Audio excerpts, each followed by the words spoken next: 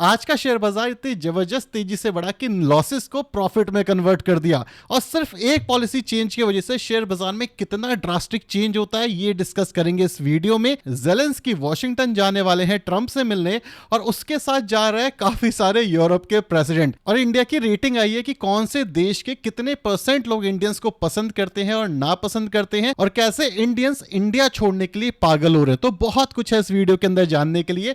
मेरा नाम है अभिषेक उपाध्याय, आप देख रहे हो कॉफी थिंकर्स। अगर आपको अपडेटेड रहना पसंद है, स्टॉक मार्केट के बारे में जानना पसंद है, तो ये चैनल आपके लिए है, क्योंकि हम लॉजिकल बात करते हैं।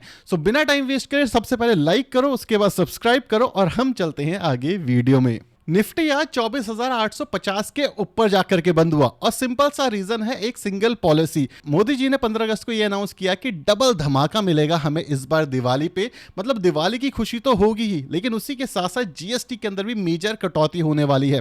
अगर आप देखोगे तो 5%, 10%, 18%, 28% और बहुत सारे स्लैब होते हैं जीएसटी के। लेकिन इस बार मोस्ट प्रॉब्ली हो सकता है कि मेन 3 स्लैब्स बने।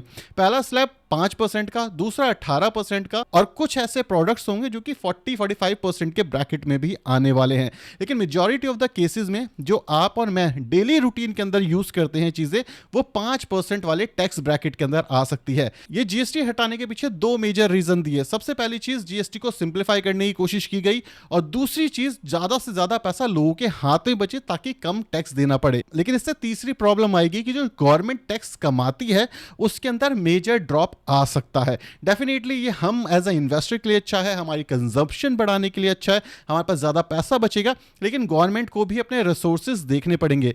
नॉर्मली अगर यूके या यूएस की गवर्नमेंट को देखोगे तो उनके पास बहुत सारे अदर सोर्सेज होते हैं इनकम कमाने के, जैसे उनके खुद के स्टॉक्स होते हैं, वो दूसरे देशों में भी इन्वेस्ट करते हैं। ये सारे तरीके से गवर्नमेंट पैसा कमाती है। इवन सिंगापुर एक बहुत अच्छे एग्जाम्पल है। लेकिन इंडियन गवर्नमेंट ऐसा कुछ मेजर नहीं करती। तो इस सोर्स ऑफ इनकम को भी इन्हें एक्सप्लोर करना चाहिए, जो कि सजेस्ट किया गया टैक्स बिल के अंदर। इसी के साथ साथ टैक्स बिल भी आया। अब टैक्स बिल के अंदर एक चीज आई है कि अगर आप टैक्स नहीं देते, आपके जो सोशल मीडिया के एक्सेस है, मतलब व्हाट्सएप हो गया, जीमेल हो गया, या कोई भी दूसरा प्लेटफॉर्म यूज करते हो, वो सारी चीजें एक्सेस कर सकते हैं हमारी गवर्नमेंट, ताकि टैक्स अच्छे से लिया जा सके। अब इस पे कितना पॉजिटिव है कितना नेगेटिव है ये आपको भी बहुत अच्छे से पता है। प्राइवेसी का नाम भूल जाओ अगर आप टैक्स चोरी करते हो या फिर आप गवर्नमेंट के अगेंस्ट बोलते हो, तो भाई सारे डॉक्यूमेंट सही से रखना। लेकिन जो जीएसटी वाला नंबर था, ये इतना पॉजिटिव था हमारे देश की इकोनॉमी के लिए कि आज जो बाजार था वो एक अप साइकिल में खुल गया था। और जैसे ही मोदी जी ने ये अनाउंस किया था, हमें पता था कि भाई आज बाजार पॉजिटिव ही तरीके से खुलेगा। इसीलिए जो मार्केट थी आज एक्सट्रीम बुलिश जोन के अंदर जा चुकी थी। एक चीज और रिकॉल करवाना चाहूंगा कि मैं हमेशा एक चीज बोलता हूं कि आपकी जो गवर्नमेंट है वो आपके देश को एकदम से ऊपर ले जा सकती है और एकदम से गिरा सकती है। और ये इसका फुल प्रूफ आंसर है, क्योंकि मोदी जी ने सिर्फ एक अनाउंसमेंट करी, एफआईआई और डीआईआई का पैसा भी इंडिया में आना शुरू हो गया। क्यों? क्योंकि भाई एक ग्रोथ ट्रेजेक्टरी की अब बात हो रही है। टैक्स के अंदर कमी मिल गई हमें, है ना, जो इनकम टैक्स होता है उसमें कमी है, अब जीएसटी के अंदर भी कमी आ रही है। तो इससे जो लोग हैं उनका ज्यादा पैसा बढ़ेगा, कंजम्पशन बढ़ेगी, और इंडिया की इकोनॉमी के अंदर जो ग्रोथ है वो वापस आएगी, क्योंकि रेट कट भी हमारा बहुत जल्दी होते हुए दिख सकता है। और ये कुछ मेजर रीजन थे जिस वजह से आज मार्केट ऊपर रही। क्या ये ऐसा रीजन है जो मार्केट को सस्टेन कर सकता है? नहीं, क्योंकि ये सिर्फ अनाउंसमेंट है। मार्केट के अंदर एक सेंटिमेंट आया, मार्केट ऊपर गई, तो वापस से जो सेंटिमेंट है वो नेगेटिव हो सकता है इन शॉर्ट टर्म। सो बाजार के अंदर सेम न्यूट्रल पैटर्न को आपको फॉलो करना है। एसआईपी कंटिन्यू रखनी है, क्योंकि बाजार इस समय पे डिस्काउंटेड प्राइस पे है। जैसे ही बाजार ऑल टाइम हाई के आसपास जाए, again step down SIP, and वापस बाजार नीचे आएगा तो स्टेप अप एसआईपी। मे भी कह सकते हैं last quarter of 2025 most probably हो सकता है आपके लिए कुछ खुशियां लेकर के आए, जिस हिसाब से गवर्नमेंट अपनी पॉलिसी चेंज कर रही है। और अगर आप एक ऐसे इन्वेस्टर हो जो डायनेमिक नहीं है, सिचुएशन के हिसाब से अडेप्ट नहीं कर सकता, तो आपको इस मार्केट में समझ आ रहा होगा कि प्रॉफिट बनाना कितना ज्यादा मुश्किल हो चुका है। जो 2021 2022 के अंदर इजीली रिटर्न बन रहे थे, वो चीज अब नहीं बन रही है। अब एक और इंपॉर्टेंट चीज कि कौन सी इंडस्ट्रीज को बेनिफिट होगा।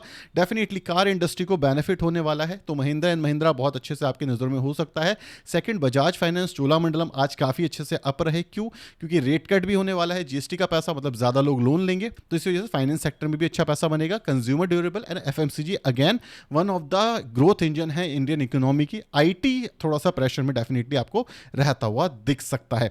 अब बात करते हैं एफआईआई और डीआईआई की। एफआईआई डीआईआई की अगर आप बात करोगे तो एफआईआई आज बाय करते हुए दिखे आफ्टर सो लॉन्ग टाइम, तो 550 करोड़ के आसपास की बाइंग हुई। वहीं पे डीआईआई ने तो दबा करके खरीदा है, तो इस वजह से बाजार आज ऊपर रहा। तो एफआईआई डीआईआई भी हमारे थोड़े से फेवर में रहे हैं। अब एक इंपॉर्टेंट चीज और सामने आई है रिसेंटली, वो है डी डॉलराइजेशन।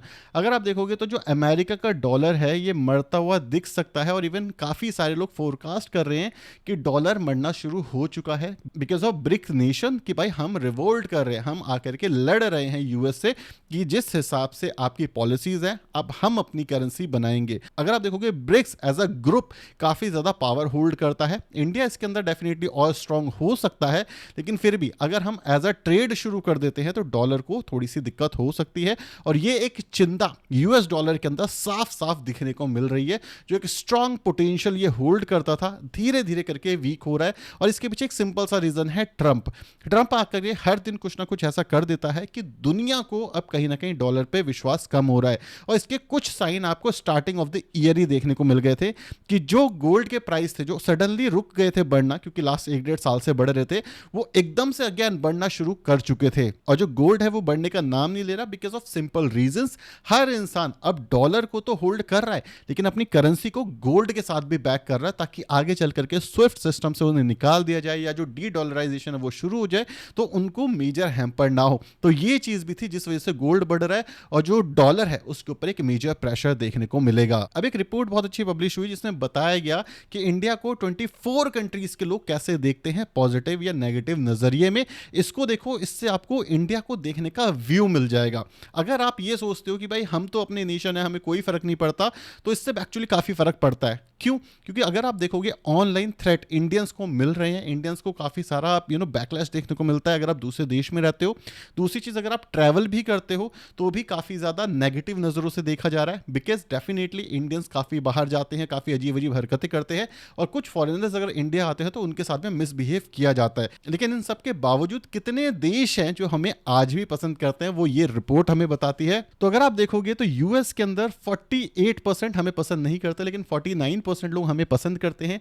कनाडा में 47% लोग हमें पसंद करते हैं, यूके में 60%, जर्मनी में 57%। सो अगर आप नेट देखोगे तो सबसे ज्यादा हमें पसंद करने वाले लोग केनिया में है। केनिया में हमें सबसे ज्यादा पसंद किया जाता है, उसके बाद कहीं ना कहीं यूके आ जाता है, और उसके बाद हमारे पास मेनली जर्मनी आ जाता है। तो नेट हम काफी ज्यादा पसंद करने वाले हैं। अगर आप देखोगे तो मेजॉरिटी ऑफ द केसेस में मोस्टली हम लोग फेवरेबल हैं। ज्यादातर कंट्रीज में जहां पे आपको 36% के आसपास का दिख रहा है, वहां पे एक रीजन और भी है, क्योंकि इन्हें पता ही नहीं है इंडिया के कल्चर के बारे में। जो चीज यहाँ पे आपको साफ साफ बताई होगी, डोंट नो रिफ्यूज, कि भाई उन्हें पता नहीं है इंडिया के कल्चर के बारे में, इंडिया के बारे में, तो इसलिए इन्होंने रिफ्यूज कर दिया है। लेकिन नेट अगर देखा जाए तो 50% हम कह सकते हैं दुनिया की पॉपुलेशन हमें एज एन इंडियन हमें पसंद करती है। इसके पीछे के सिंपल रीजन है, अगर आप इंटरनेट पे देखोगे तो हमारे हिसाब से बहुत ज्यादा बैकलैश है।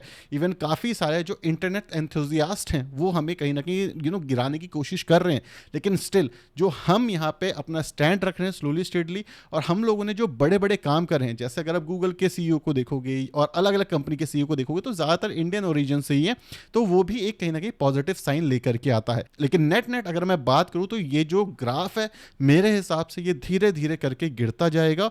क्यों गिरता जाएगा? Because of travel. हमारे काफी सारे ऐसे इंडियंस हैं जो बाहर जाके मिसबिहेव करते हैं, जिनके पास सिविक सेंस नहीं है, जो इंडिया की छवि गिराते हैं। आप एक चीज मान लो कि अगर एक इंडियन खराब निकलता है बाहर तो इंडिया को देखने की छवि जो है वो एक्चुअली बदल जाती है, क्योंकि काफी बार तो ये बोला गया है कि अगर इंडियंस आ रहे हैं तो उनको रिस्ट्रिक्ट करो, अपने आसपास आने मत दो। ये काफी सारे न्यूज़पेपर में अनाउंस किया गया था, यह से 2 साल पुरानी न्यूज है। सो अगर हमने अपनी छवि आज नहीं सुधारी तो भाई स्लोली स्टेडली जो हमें पॉजिटिव तरीके से देखते हैं वो हमें नेगेटिव तरीके से देखना शुरू कर सकते हैं। अब बात करते हैं ज़ेलेंस्की की, क्योंकि ये जा रहे हैं वॉशिंगटन। अब ये क्यों जा रहे हैं वॉशिंगटन? क्योंकि जो पुतिन और ट्रंप की मीटिंग हुई उसके अंदर जो ट्रंप है वो कहीं ना कहीं पुतिन के फेवर में आता हुआ दिख रहा है, जिस वजह से ज़ेलेंस्की को कुछ ऐसी चीजें करने को बोली गई हैं जो वो ज़ेलेंस्की नहीं मान सकते, और इसी वजह से उन्होंने मना कर दिया है। अब जो ज़ेलेंस्की और ट्रंप है ये मिलकर के ये डिसाइड करने वाले हैं कि भाई हम आपको सपोर्ट करेंगे या नहीं करेंगे।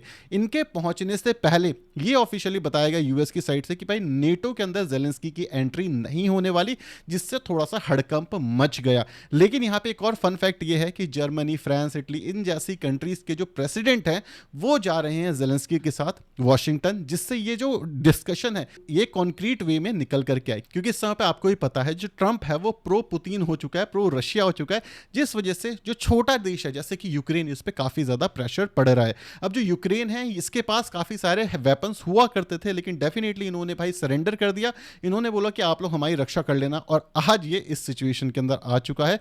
हंसने वाली बात नहीं है, लेकिन यहां पे ये चीज पता चलती है कि कोई भी दुनिया का देश आपके सपोर्ट में नहीं होने वाला, आपको इंडिपेंडेंट तरीके से ग्रो करना पड़ेगा। यही चीज आपको जेलेंस्की के साथ देखने को मिल रही है। लास्ट मीटिंग जब जेलेंस्की और ट्रंप की हुई थी तो काफी ज्यादा रूड मीटिंग हो गई थी। मैं बोलूंगा जेलेंस्की को अच्छे से ट्रीट नहीं किया गया था ट्रंप की साइड से, लेकिन जो स्टैंस जो जेलेंस्की ने रखा ट्रंप के सामने वो सॉलिड था।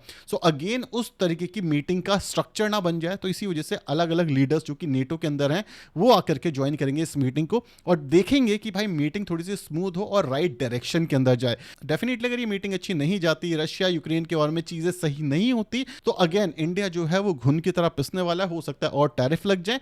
बट अगेन हमें एक घंटा फर्क नहीं पड़ता इस समय पे, आपको टैरिफ लगाना लगा लो 50% के, तो शायद क्योंकि 27 अगस्त के आसपास तो हम पे टैरिफ लगने वाले हैं। मार्केट इस चीज को प्रेडिक्ट कर चुकी है, मार्केट के अंदर ये चीजें प्राइस इन हो चुकी हैं।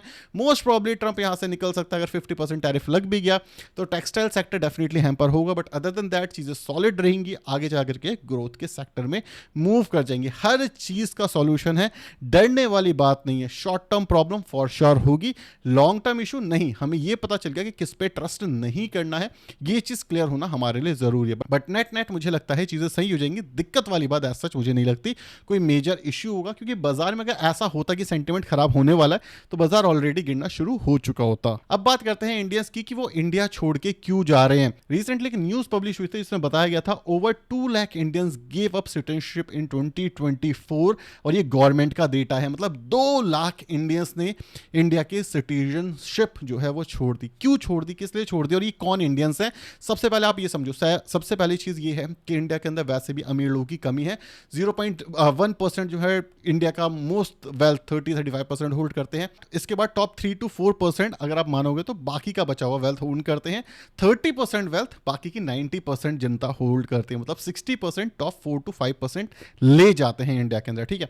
अब दूसरी चीज, ये जो 2 लाख लोग हैं ये कौन है? ये 2 लाख लोग वही 5% के लोग हैं जो एक्चुअली में इंडिया से पैसा कमाते हैं, जो वेल एजुकेटेड है, जो एक अच्छी लाइफस्टाइल मैनेज करते हैं, जो एक्चुअली टैक्स पे करते हैं इंडिया के अंदर, जो कंजम्पशन बढ़ाते हैं इंडिया की, जिसको जोमेटो बेचता है, जिसको स्विगी बेचता है, जिसको इंडियन होटल टारगेट करता है। ये जो टॉप नॉच लोग हैं ये इंडिया को छोड़ करके जा रहे हैं, और ये एक मेजर रिस्क है। क्योंकि अगर हमारे वेल्दी लोग इंडिया छोड़ करके जाते हैं, दूसरे नेशन में जुड़ जाते हैं, तो इससे 2 नुकसान होता है। पहला नुकसान पैसों का होता है, डेफिनेटली, एंड इट्स फाइन, ये चीज रिकवर की जा सकती है। दूसरा जो मेजर नुकसान होता है वो होता है इंटेलिजेंट पीपल, इंटेलेक्चुअल पीपल जो माइंडफुल हैं, जो हमारे देश को आगे चल करके ग्रो करेंगे।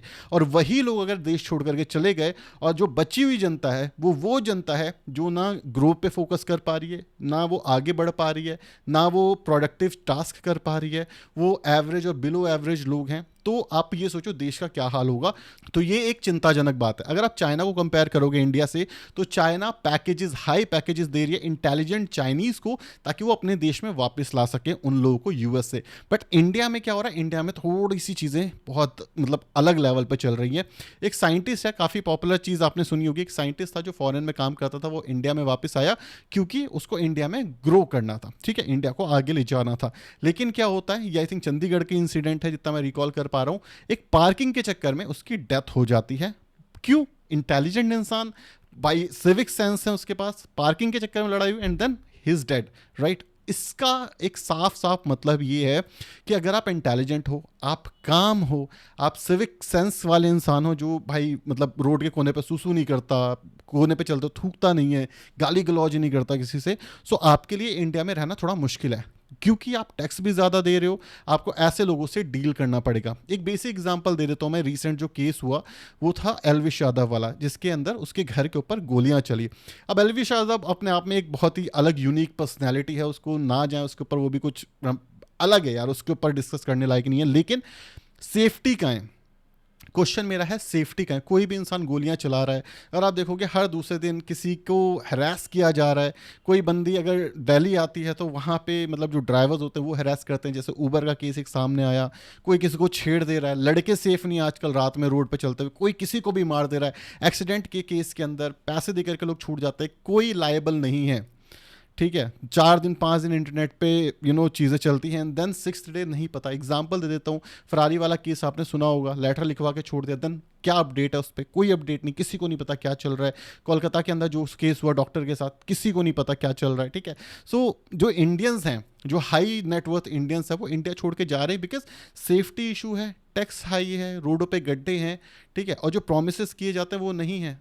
कहाँ पे अगर आप पुलिस के चक्कर में पड़ गए एज एन इंडियन, अगर आप कभी पुलिस के चक्कर में पड़ोगे तो आप डरोगे उसको कॉल करने से पहले। क्यों डरोगे भाई? 100 जवाब होंगे, आप पे ही उल्टा केस लेकर के आ जाएगा अगर जो सामने वाला बंदा है जिसके अगेंस्ट आप कंप्लेन कर रहे हो। ठीक है, तो ये सारी थोड़ी सी दिक्कतें हैं। तो हमें एज एन इंडियन सबसे पहले ये देखना पड़ेगा कि हाँ ये दिक्कत है, इसे सॉल्व करना पड़ेगा, क्योंकि हम सपोर्ट में आ जाए कि भाई इंडिया छोड़ के जा रहे हो, इंडिया से पैसे कमाए।